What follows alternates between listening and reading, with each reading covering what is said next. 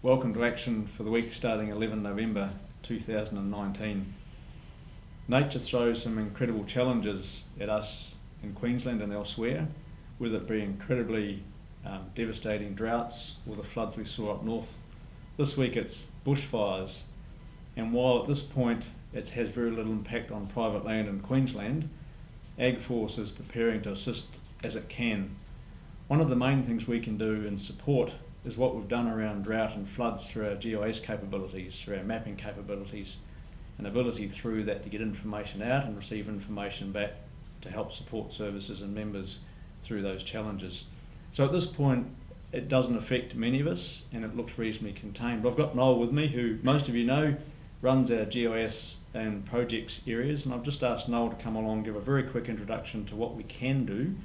So if you feel that support's needed around bushfires, we can quickly enact and help that for you. So Noel, thanks for coming along this morning, and just a quick bit for members about what we can do if they need it as the bushfires, if they get any worse. Yeah, thanks Mike. The beauty of technology these days is it near real time through satellite imagery. Every morning we come in and we can access where the fires are or have been the last 24 hours through the hotspot mapping, and then also the use of other sources of imagery.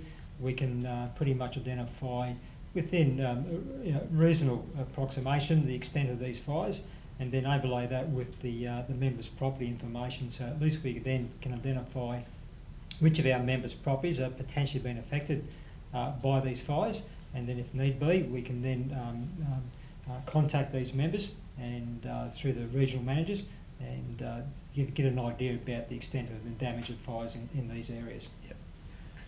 Thank you, Noel. So all of that capability is there, and as I said, as this unfolds, if you need help or support or think AgForce can help in any way, please ring us direct or through your regional managers. Be in touch and we'll have all this mapping and other support on standby.